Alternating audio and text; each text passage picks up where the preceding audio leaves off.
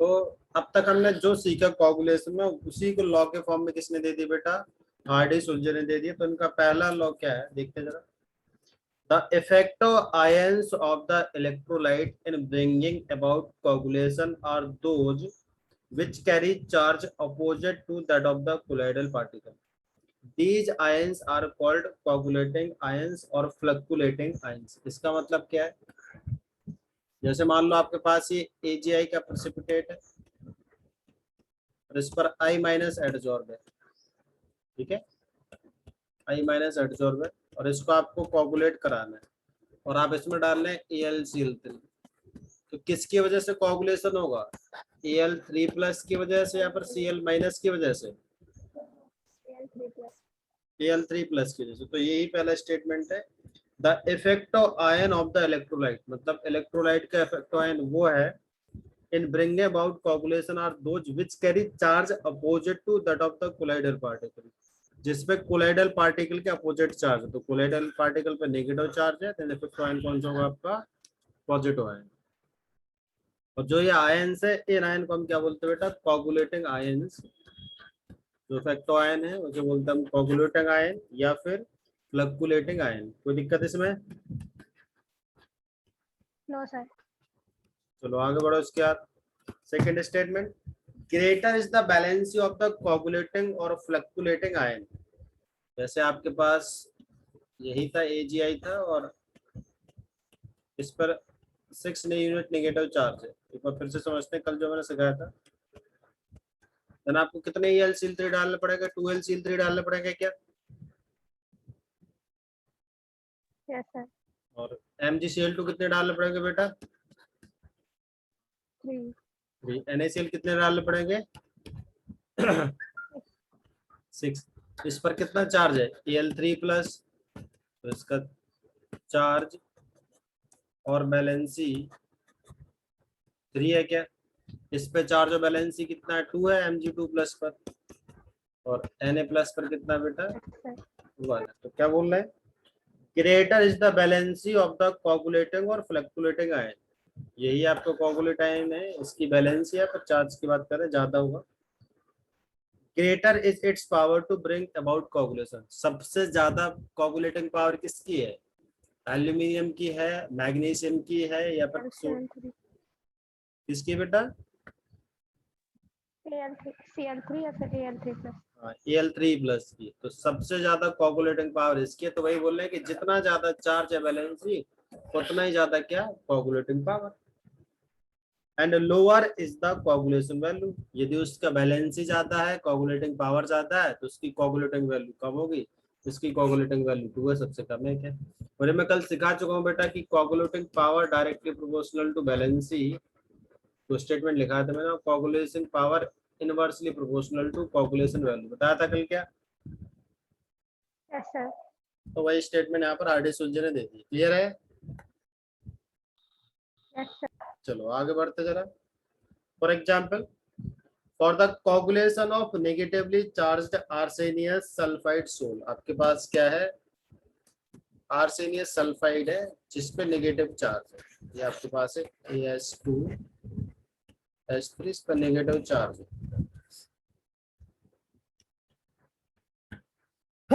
Sorry.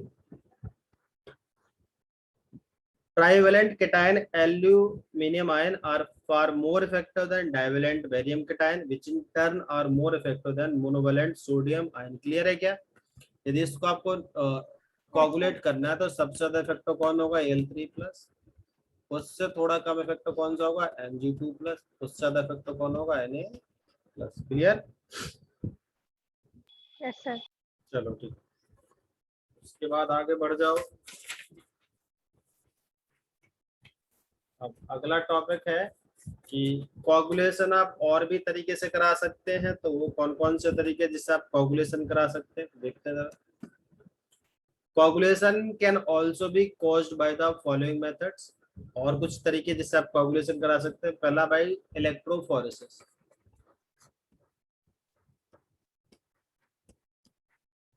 Electrophoresis आपको idea हो, जैसे हम यू शेप का ट्यूब लेते थे, जैसे यहाँ पर बैटरी से कनेक्ट करते थे इसे, इसके इन्फ्लुएंस में हम कोलाइड के पार्टिकल्स को मूव कराते थे क्या बेटा?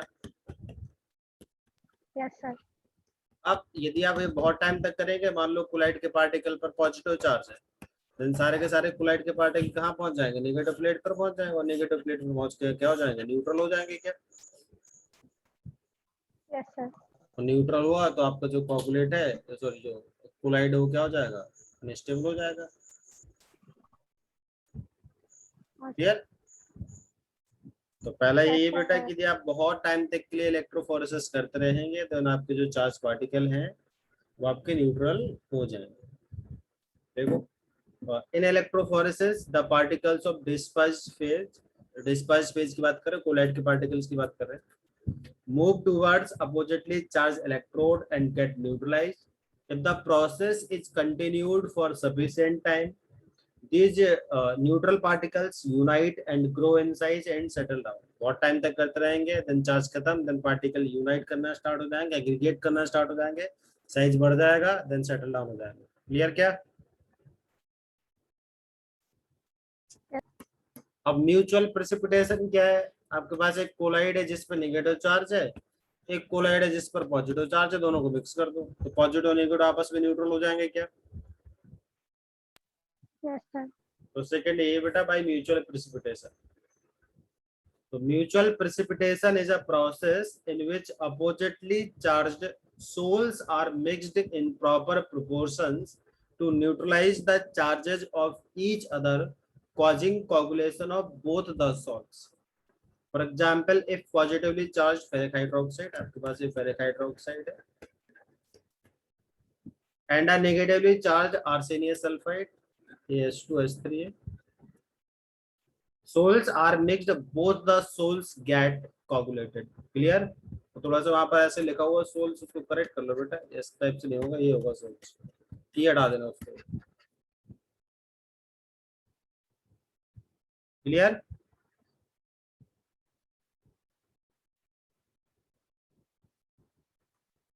उसके आगे देखो बेटा, अगला प्रोसेस है प्रोलॉन्ग्ड डायलिसिस, मतलब काफी टाइम तक आपको डायलिसिस करनी है। तो डायलिसिस से भी आप इलेक्ट्रोलाइट हटाते थे क्या? जैसे आपके पास एक कोलाइड का पार्टिकल्स है, Yes, sir.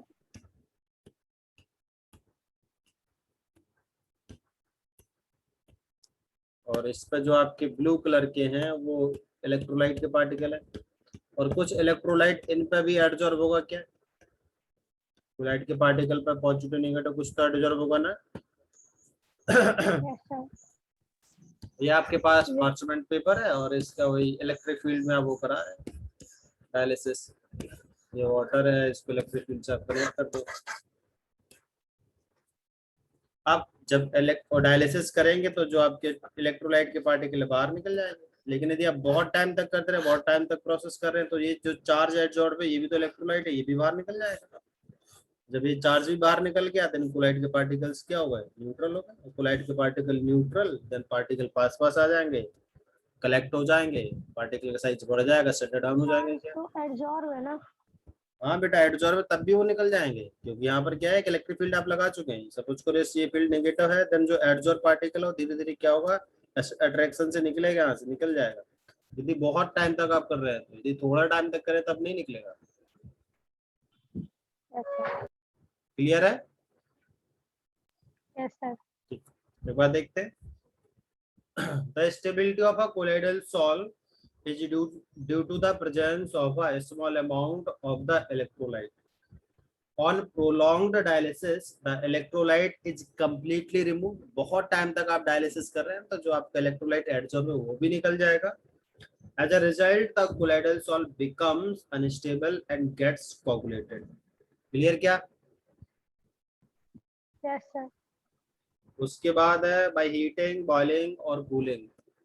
देखो होता क्या है, जब किसी आप कोलाइड को आप हीट करते हैं तो हीट करने से उनकी एनर्जी बढ़ जाएगी क्या? Yes, sir. जब हीट करने से एनर्जी बढ़ जाएगी तो कोलाइड के पार्टिकल्स में जो कोलिजन जो बढ़ जाएंगे क्या? ज्यादा टकराएंगे एक दूसरे से क्या? Yes, sir. तो जो ये चार्ज लेयर है, चार्ज की लेयर है, वो चार्ज की लेयर डिस्टर्ब हो सकती है क्या?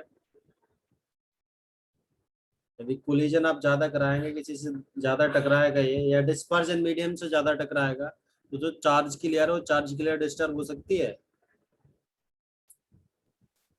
yes, और चार्ज की लेयर डिस्टर्ब हुई, इसी चार्ज की वजह से तो कोलाइड स्टेबल था। यदि चार्ज की लेयर डिस्टर्ब हो गए देन कोलाइड क्या हो जाएगा, सेटल डाउन हो जाएगा। यही इसमें देखो जरा, in some cases heating the salt results into coagulation. Example है बेटा आपका कोगुलेशन ऑफ बटर, मतलब जब बटर को आप हीट करते हो तो बटर कोगुलेट कर जाएगा। अब ऐसा क्यों होता है, नीचे दे रखा है, when a soul is boiled the adsorbed layer is disturbed because the number of collisions on them by the molecules of the dispersion medium increases. Consequently, the charge on the particle decreases, hence the stability decreases, leading to their settling down as a precipitate. Clear है? yes sir, अगला है इसी तरीके से, यदि आप कुछ cases में यदि सोल को कूल कर दे तब भी कोगुलेशन हो जाता है। एग्जाम्पल दे रखा है, similarly in some cases cooling the salt results in coagulation. Example आपका कोगुलेशन ऑफ मिल्क, जब आप मिल्क को कूल करेंगे तब उसका फैट है वो फ्लोट करना स्टार्ट हो जाएगा, मीन्स वो सेपरेट हो जाएगा। Coagulation of milk, that is on cooling milk fats start floating on the surface. Clear क्या? अगर जब कूल करेंगे तो उस टाइम पे तो और मतलब इतना स्पीड से टकराना, उनकी स्पीड कम हो जाएगी ना, नहीं तो कोलिजन की नहीं नहीं स्पीड। तो ये सारे रीजन बेटा कोलिजन्स के लिए थोड़े हैं। एक हर एक रीजन आप कोलिजन से थोड़ा एक्सप्लेन कर सकते तो हो, अलग कूलिंग रहेगी। के टाइम पे क्या होगा? इसका कुछ एग्जैक्ट मैकेनिज्म आइडिया नहीं बेटा, क्या गिवन है कुछ नहीं आइडिया इसका। हो सकता है कि जो चार्ज लेयर हो वो निकल जाए, या इसके एग्जैक्ट मैकेनिज्म नहीं पता बेटा। Okay sir. उसके बाद है बेटा आपको टॉपिक कि जो आपका लायोफोबिक है और जो लायोफिलिक है उनकी स्टेबिलिटी को हमें कंपेयर करना है। तो ये हम पहले सीख चुके हैं बेटा कि लायोफिलिक वो होते हैं जो सॉल्वेंट के साथ इंटरेक्ट करते हैं, क्या बेटा, यस सर। है ना। जैसे आपने वाटर में कोई चीज डाली तो वाटर से इंटरेक्ट करके आप बोल सकते हैं कि वाटर के पार्टिकल ने उनका सॉल्वेशन कर दिया। क्लियर है क्या? सॉल्वेंट से इंटरेक्ट करेंगे या फिर इस प्रोसेस को बोल सकते हैं कि आप क्या हो यस गया सर। वहां पर, सॉल्वेशन हो गया। लेकिन लायोफिलिक फोबिक में सॉल्वेशन होता है क्या? यहाँ तो इंटरेक्शन होते ही नहीं ना। तो ये केवल स्टेबल किसकी वजह से होते हैं, चार्ज की वजह से स्टेबल होते हैं क्या? कि कोलाइडल पार्टिकल्स पे क्या होता है, सेम चार्ज होता है, जिसकी वजह से वो पार्टिकल पास पास आके एग्रीगेट नहीं हो पाते हैं, है ना। बेटा लायोफोबिक स्टेबल क्यों होते हैं, बिकॉज आपकी लायोफोबिक, आवाज कट गई थी। अभी आ रही है? हाँ सर। देखो लायोफोबिक स्टेबल क्यों होते हैं, बिकॉज लायोफोबिक का सॉल्वेशन तो होता नहीं, उस वजह से तो स्टेबल नहीं है। लेकिन लायोफोबिक पार्टिकल्स पे चार्ज आते हैं क्या बेटा, सेम चार्ज। यस। अब उस चार्ज की वजह से क्या रहता है, जैसे एक कोलाइड के पार्टिकल में पॉजिटिव चार्ज है तो सारे पार्टिकल पे पॉजिटिव चार्ज होगा। अब जब पॉजिटिव चार्ज होगा देन आपस में रिपल्सन करेंगे, पास पास नहीं आएंगे, देन एग्रीगेट नहीं करेंगे, देन आपका कोलाइड क्या रहेगा, स्टेबल रहेगा। तो इसी तरीके से यहाँ पे भी चार्ज होता है। आपका कोई सा भी कोलाइडल पार्टिकल हो, लायोफिलिक हो चाहे लायोफोबिक हो, चार्ज सब पे रहता है। तो जो लायोफिलिक है वो सॉल्वेशन की वजह से स्टेबल भी है और चार्ज की वजह से भी स्टेबल है। लेकिन जो लायोफोबिक है वो सॉल्वेशन की वजह से स्टेबल नहीं है, वो केवल किसकी वजह से स्टेबल है बेटा, चार्ज की वजह से। क्लियर क्या? हाँ। अब यदि आपको इसको अनस्टेबल करना है, यस सर। इसको आपको अनस्टेबल करना है तो आपको चार्ज हटाना पड़ेगा क्या? आप चार्ज हटाएंगे अनस्टेबल हो जाएगा, कोलाइड सेटल डाउन हो जाएगा क्या? यस। तो अभी तक हम जो तरीके जितने भी तरीके सीख रहे हैं वो यस तरीके सर। वो सीखे हैं जहां पर आप लायोफोबिक को प्रेसिपिटेट करते हैं। हम केवल चार्ज ही तो हटा रहे थे, आप डायलिसिस करो, आप इलेक्ट्रोफोरेसिस करो, आप म्यूचुअल प्रेसिपिटेशन करो, आप इलेक्ट्रोलाइट डालो, सारे केसेस में आप चार्ज ही हटा रहे हैं क्या?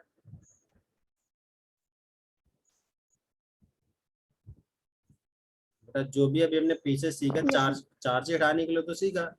तो ये सारे जो आप कोगुलेट करा रहे थे कौन से थे, लायोफिलिक। लेकिन यदि आपके पास अब लायोफिलिक है और उसको आपको कोगुलेट कराना है, उसको प्रेसिपिटेट कराना है, तो उसमें आपको चार्ज तो हटाना पड़ेगा, चार्ज के साथ साथ जो सॉल्वेशन है उस सॉल्वेशन को खत्म करना पड़ेगा। क्लियर क्या?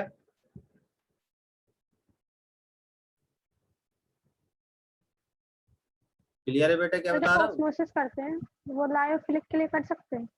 वो तो सबके लिए कर सकते हो, ऑस्मोसिस सबके लिए कर सकते हो आप। ऑस्मोसिस तो एक इलेक्ट्रिकल प्रॉपर्टी कोलाइड्स की। अभी मैं केवल इतना बता रहा हूँ बेटा कि जो लायोफोबिक है वो चार्ज की वजह से स्टेबल होते हैं, जो लायोफिलिक है वो सॉल्वेशन चार्ज दोनों की वजह से स्टेबल होते हैं। यदि आपको लायोफोबिक को प्रेसिपिटेट कराना तो आपको चार्ज हटाना पड़ेगा, यदि आपको लायोफिलिक को प्रेसिपिटेट कराना तो चार्ज के साथ साथ जो सॉल्वेशन हो सॉल्वेशन को भी हटाना पड़ेगा। मतलब जो सॉल्वेंट और कोलाइड या डिस्पर्स फेज के पार्टिकल्स में इंटरेक्शन है वो इंटरेक्शन भी आपको हटाने पड़ेंगे। Yes sir. ठीक। तो अभी तक हमने जो भी तरीके सीखे हैं कोलाइड को कोगुलेट करने के वो इन वालों के लिए थे, लायोफोबिक के लिए। केवल अभी हम चार्ज ही तो हटा रहे थे, तो ये लायोफोबिक के लिए थे। अब यदि आपको लायोफिलिक को करना है तो उसके तरीके भी नीचे डिस्कस कर रहे हैं, तो वो देखो जरा। तो टॉपिक है बेटा कंपैरिजन ऑफ स्टेबिलिटी और coagulation of lyophobic and lyophilic colloids. Lyophobic sols are less stable and hence more easily coagulated. ये आपके इतने ज्यादा स्टेबल नहीं होते, आराम से कोगुलेट हो जाते हैं। Then lyophilic colloids. This is because stability of lyophilic sols is due to two factors. जो lyophilic है उसकी स्टेबिलिटी दो फैक्टर्स होती है। पहला, same charge on all the colloidal particle. Same charge तो यहाँ पर भी होता है, तो ये तो दोनों में कॉमन है। Solvation of the colloidal particle, यहाँ पर सॉल्वेशन होता है, यहाँ पर सॉल्वेशन नहीं होता, ये डिफरेंस है। क्लियर है क्या? Yes sir. Thus bring about coagulation. Both these factors have to remove. यदि आपको लायोफिलिक को कोगुलेट कराना तो आपको सॉल्वेशन भी हटाना पड़ेगा और चार्ज भी हटाना पड़ेगा। This is done by adding electrolyte. Electrolyte add करोगे तो चार्ज न्यूट्रल हो जाएगा क्या? Yes sir. By adding suitable solvent. अब उस कोलाइड में एक आप सुटेबल सॉल्वेंट डालेंगे तो सुटेबल सॉल्वेंट क्या करता है, सॉल्वेशन को हटा देता है। अब कैसे करते जरा समझो। सपोज करो आपके पास जिलेटिन है और जिलेटिन का कोलाइड है वाटर के साथ, तो जिलेटिन के पार्टिकल्स वाटर से इंटरेक्ट होंगे क्या, वाटर के साथ सॉल्वेशन शो कर रहे होंगे क्या? Yes sir. लेकिन इसमें आप ऐसा कोई सॉल्वेंट डाल दो जिसकी एफिनिटी वाटर के साथ ज्यादा हो, देन वाटर उससे इंटरेक्ट करना स्टार्ट कर देगा क्या? Yes sir. जैसे आप इसमें अल्कोहल डाल दो और अल्कोहल वाटर के साथ हाइड्रोजन बॉन्ड बना सकता है क्या? Yes sir. तो वाटर किससे इंटरेक्ट करने लग जाएगा, अल्कोहल से। जिलेटिन से इंटरेक्शन उसके कम हो जाएंगे, देन सॉल्वेशन हट जाएगा। उसके बाद आप आराम से थोड़ा सा इलेक्ट्रोलाइट डाल दो तो आपका ये कोलाइट प्रेसिपिटेट हो जाएगा क्या? Yes sir. तो अल्कोहल क्यों डाल रहे हैं? अल्कोहल डाल रहे हैं जिससे कि जो वाटर के पार्टिकल के इंटरेक्शन जिलेटिन के साथ थे, या पर जो वाटर के पार्टिकल जिलेटिन को सराउंड किए थे वो सराउंडेशन है सॉल्वेशन हट जाए। कैसे हटेगा? क्योंकि वाटर इंटरेक्ट कर सकता है अल्कोहल के साथ, तो वाटर अल्कोहल से इंटरेक्शन शो करने लगेगा जिससे जिलेटिन के साथ उसके इंटरेक्शन वीक हो जाएंगे, जिससे वो सॉल्वेशन हट जाएगा। उसके बाद आप थोड़ा सा इलेक्ट्रोलाइट डाल दो, कोगुलेट कर जाएगा। क्लियर क्या? Yes sir. तो नीचे दे रखा यस है, sir. when a solvent like alcohol or acetone is added to a hydrophilic salt, hydrophilic का मतलब solvent water है, hydrophilic salt, the dehydration of the colloidal particles occur। dehydration का मतलब है कि जो आपके जिलेटिन के पार्टिकल वाटर से इंटरेक्ट है वहां से वाटर निकल जाएगा। now only a small amount of the electrolyte can bring about coagulation। उसका थोड़ा सा इलेक्ट्रोलाइट डाल दो, coagulation हो जाएगा। क्लियर? Yes sir. उसके बाद देखते हैं the stability of lyophobic sol is only due to charge. अब लायोफोबिक का तो आपको पता है कि किसकी वजह से स्टेबल होते हैं, चार्ज की वजह से। तो उसको आपको न्यूट्रल करने के लिए सिंपल इलेक्ट्रोलाइट डालना है और जो कोई सॉल्वेंट है उसके डालने की जरूरत नहीं। The stability of lyophobic sol is only due to charge. This factor can be removed by adding only electrolyte, hence they can be easily coagulated. Clear क्या? Yes sir. चलो आगे देखो बेटा, अगला टॉपिक है protective action of lyophilic colloid. इसको जरा ध्यान से समझना क्या है। आपके पास कोई लायोफोबिक कोलाइड है,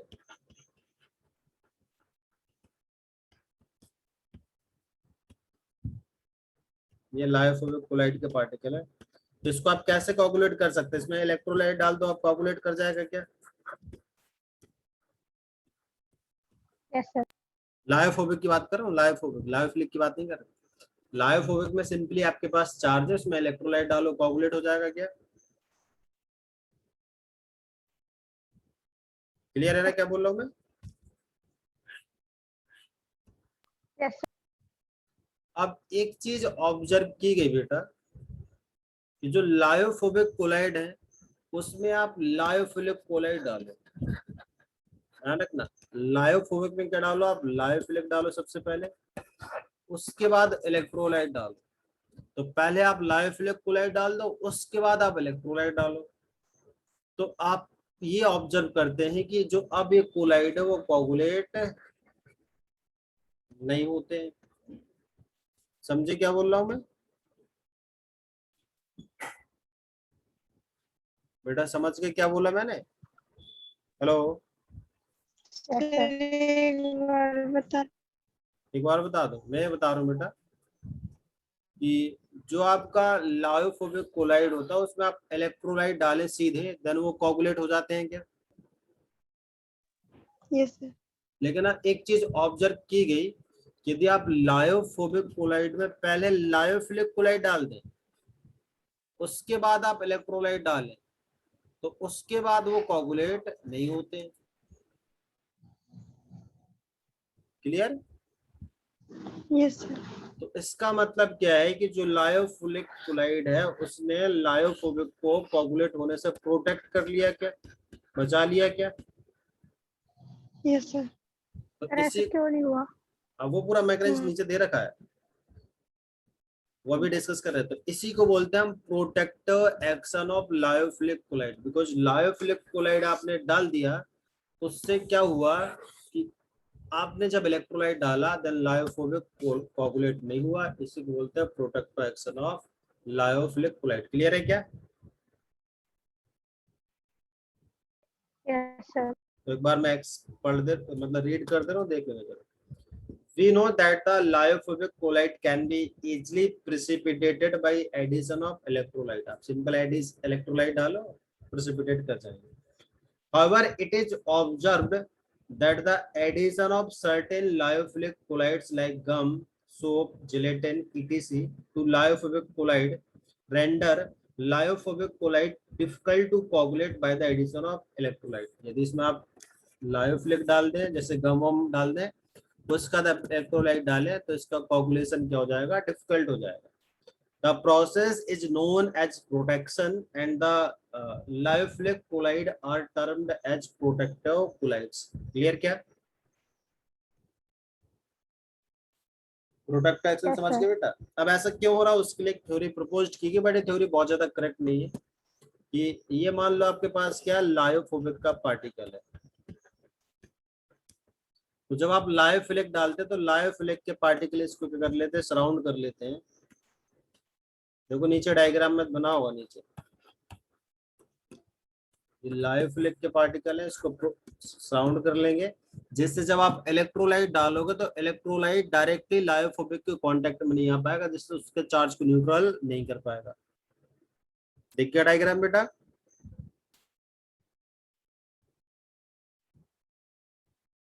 अरे यस सर। ठीक है, तो यस ऐसा सर। क्यों होता है वो नीचे दे रखा है। It is believed that the protective action of lyophilic colloid is due to covering of the particles of lyophobic colloid by those of the lyophilic colloid. कोई दिक्कत है इसमें? सर लायोफोबिक और लायोफिलिक दोनों ही कोलाइड्स हैं, उन पे चार्ज भी होगा। उससे कोई हाँ, फर्क नहीं पड़ेगा? उससे कोई फर्क नहीं पड़ेगा, केवल अभी हमें समझना है। देखो ये जो थ्योरी दिया गया है, ये थ्योरी बहुत ज्यादा करेक्ट नहीं है, नीचे आगे एक्सप्लेन कर रखा है। लेकिन ये थ्योरी ये बोलता है कि जो लायोफोबिक कोलाइड है उसके ऊपर कौन से कोलाइड के क्लियर बन जाएगा, लायोफिलिक का, जिससे वो क्या कर लेगा, उसको प्रोटेक्ट कर लेगा, इलेक्ट्रोलाइट के कांटेक्ट में नहीं आने देगा, जिससे उसका प्रेसिपिटेशन नहीं होगा। क्लियर क्या?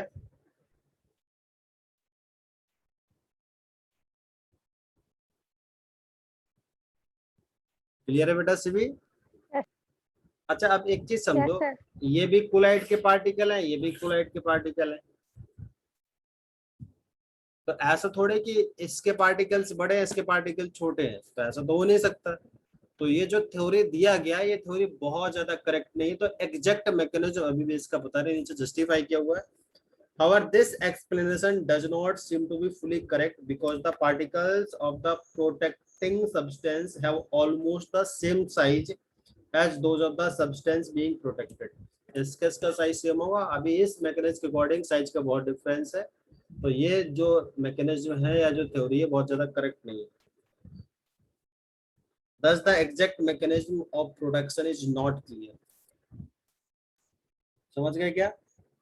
तो अभी भी इस पर डिस्कवरी चल रही है कि जो एग्जैक्ट मैकेनिज्म है प्रोडक्शन का वो क्या है। समझ गए? Yes sir. चलो आप देखो जरा, अब आपके पास मान लो ये लायोफोबिक कोलाइड है, ठीक है। तो इसको आपको यदि इलेक्ट्रोलाइट के डालने से, प्रेसिपिटेट होने से बचाना है, तो उसमें क्या डालना पड़ेगा आपको, लायोफिलिक कोलाइड डालना पड़ेगा क्या? Yes sir. आप कितना लायोफिलिक कोलाइड डालें जिससे ये बच जाए प्रेसिपिटेट होने से, उसी अमाउंट को हम क्या बोलते हैं बेटा, गोल्ड नंबर बोलते हैं। क्या बोलते हैं बेटा? Gold number. एक बार मैं नीचे डेफिनेशन में एक्सप्लेन करता हूँ क्या है। Gold number of a protective colloid is the minimum mass of it in milligram. Lyophilic colloid का मास किसमें बेटा, मिलीग्राम में। Which must be added to 10 ml of a, आपके पास कितना यहाँ पर सॉल्यूशन लेना है आपको, 10 ml सॉल्यूशन लेना है किसका, लायोफिलिक, सॉरी लायोफोबिक कोलाइड का, of standard red gold salt, so that no coagulation of gold salt takes place when 1 ml of 10% sodium chloride solution is rapidly added to it. इसमें आप क्या डाल रहे हैं, NaCl डाल रहे हैं। यदि सपोज करो आप ये नहीं डाल रहे हैं और सीधे NaCl डालेंगे तो प्रेसिपिटेट करा देगा क्या इसको? Yes sir. लेकिन आप क्या कर रहे हैं कि पहले आप लायोफोबिक कोलाइड दे रहे हैं कितना, 10 ml, और उसमें आप क्या डाल रहे हैं, लायोफिलिक कोलाइड डाल रहे हैं। आप कितना मिलीग्राम आप डालें जिससे कि जब आप इसमें आप NaCl डालें तो इसका कोगुलेशन नहीं हो, उसी नंबर को हम बोलते हैं बेटा गोल्ड नंबर। क्लियर क्या? और थोड़ा सा जस्टिफाई करते हैं कि कितना ये सॉल्यूशन डालते हैं, 1 ml 10% NaCl सॉल्यूशन डालते हैं। क्लियर? Yes sir. उसके बाद जो टर्म है वो टर्म है बेटा एप्लीकेशंस, तो ये खुद से पढ़ लेना एक बार। कोलाइड्स की एप्लीकेशन है, खुद से पढ़ लेना, जो भी दिक्कत हो उसको हम नेक्स्ट क्लास में डिस्कस कर लेंगे। ठीक है? Yes sir. चलो ठीक है, अभी क्लास खत्म कर रहा हूँ बेटा फिर मैं।